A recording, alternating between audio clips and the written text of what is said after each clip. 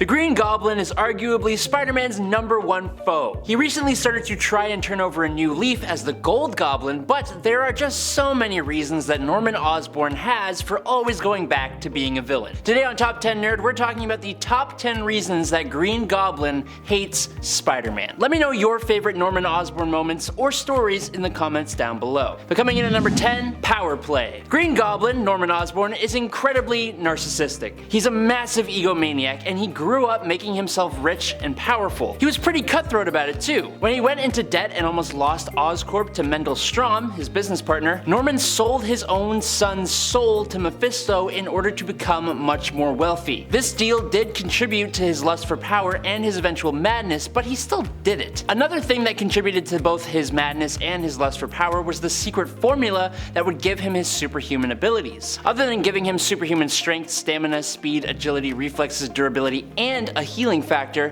the Goblin formula exponentially increased Norman's thirst for power. So, when he saw Spider-Man, another superhuman, swinging around, he felt the need to prove himself superior. Number 9. Peter keeps winning. But that wasn't his only goal. When Norman first dove into criminal activity, his initial goal was to become the most powerful crime lord in New York City. He wanted to unite all the gangs in the city under his name. Now initially, he chose Spider-Man to defeat just to prove that he was powerful enough to do this. And he didn't even go after Spidey himself. Goblin sent Scorcher and the Headsman to do his fighting for him, but once they were easily defeated, he suited up and went in himself with the Enforcers. Spider-Man won this particular fight, and a few more after it too, or at least they would end in draws, which only peed in the cornflakes of Norman, and made him more and more obsessed with defeating Spider-Man. He put all of his efforts into this endeavor and even set up a trap to discover Spider-Man's secret identity, which would give him a huge leg up against Spider-Man, but it also changed things a little bit. Number 8. He took his memory. Like I said, Norman sought out his vengeance by unmasking Spider-Man and learning his secret identity. In Amazing Spider-Man number 39, Goblin hired some of his goons to pretend to be a gang,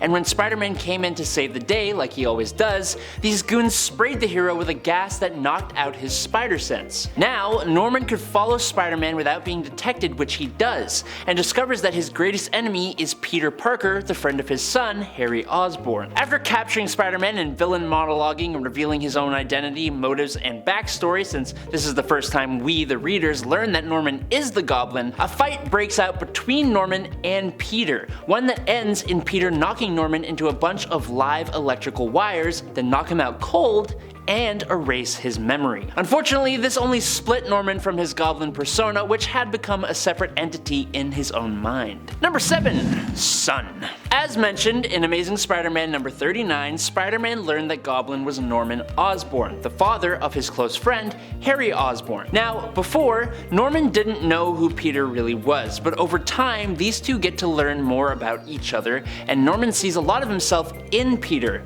even in contrast to his own son, Harry. Norman even wishes Peter was Harry to a degree, and he saw a future for his legacy in Peter. Now Harry is not technical, not aggressive in business, or successful with the ladies, and Harry had a history of using certain substances. But Peter was very scientifically advanced, practically a genius. He's always had multiple women attracted to him. Even though Harry did date Mary Jane Watson for a short period of time, she always had eyes for Peter, and Peter was also practically clean as a whistle. Norman even gave Pete a job at Oscorp, but Peter was Harry's friend, and he knows Norman's dark secrets, so this was never going to work out for Norman, which makes the whole conflict just more personal. And on top of that, if we fast forward to issue 121, this all gets turned on its head when Harry has had multiple bad experiences with the substances that he has been taking, and Norman turns on Peter, blaming him for being a bad influence on Harry, which we all know couldn't be farther from the truth. Number 6. Rejected. In the 2018 volume of Amazing Spider-Man, in issue number 49, Osborn full-on explains his hatred for Peter. After Spider-Man learned that Green Goblin was Norman Osborn, and Norman knew that Peter was Spider-Man, he, quote,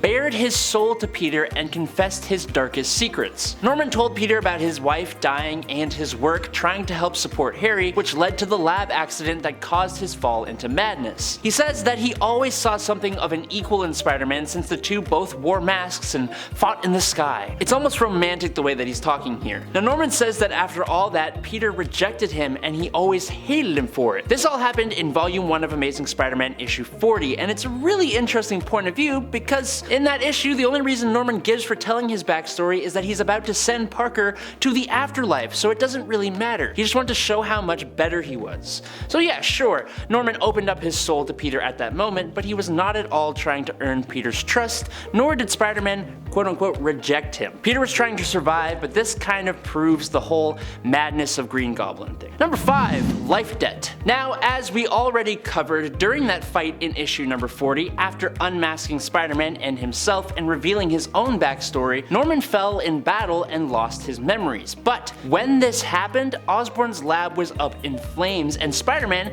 saved his life, changing him into his regular clothes so he wouldn't be arrested and taking him out of the lab to the firefighters. Peter destroyed the Green Goblin costume and told the police Norman helped him stop the Green Goblin, calling Osborn a hero. Well, according to Norman, when his memory returned and he realized Spider-Man saved his life, he hated him instantly for it because he not only was severely hurt by Peter's supposed rejection, but he now knew that he lived in Spider-Man's debt. A debt that he paid at the end of the 2018 volume of Amazing Spider-Man issue 49 when he saved Peter's life. Number 4, Gwen Stacy. Now, people don't like to talk about this one, and I hate it for even existing, but I think it's important we acknowledge that Marvel did this, and it always makes me painfully laugh before I cringe. Thanks to a now slightly retconned story arc called Sins Past, we learned that this insane middle-aged man, Norman, had both an affair and illegitimate super children with Gwen Stacy, who at the time was not only dating Peter Parker,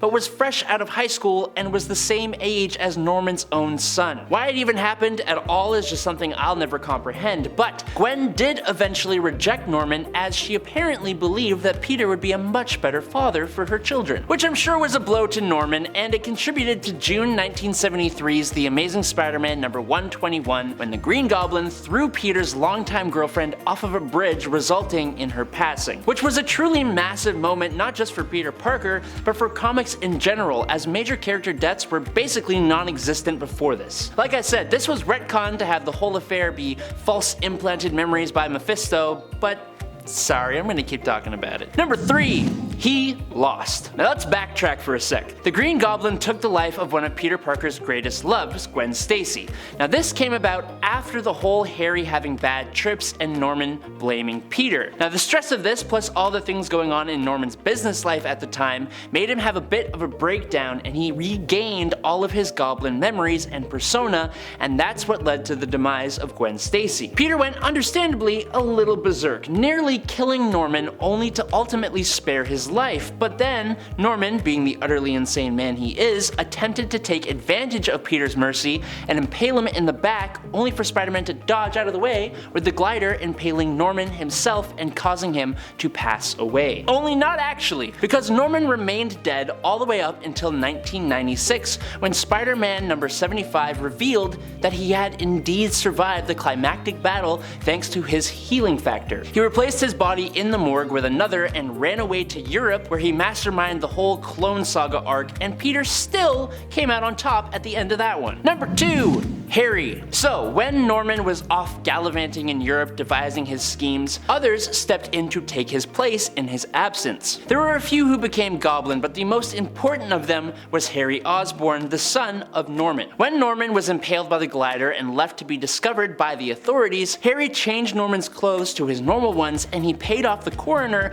to ignore the Goblin serum flowing through Norman's veins, which allowed Norman to disappear much more quietly than anticipated. Harry didn't go to the funeral of Gwen Stacy, and he began to become more and more obsessed with Spider-Man, who was responsible for taking Norman's life. Now once he learned that Peter was the hero, he finally donned his father's costume and became the new Green Goblin. And he was much more conflicted than Norman was, with Peter being his best friend for a while. Eventually, after a big fight with Spider-Man, Harry had a brush of heroism, helping to actually save Mary Jane and his own son, Normie, but then Harry became a victim of his own experimental goblin formula and it killed him. And you bet your butts that when Norman returned, this just spurred him on more to hate Spider-Man. And in at number 1, they just work together. All really good heroes have their nemesis, someone who just stands against everything the hero stands for. Spider-Man has a few villains that can stand as his nemesis. Now, while Norman may not have as much complexity or nuance as someone like Kingpin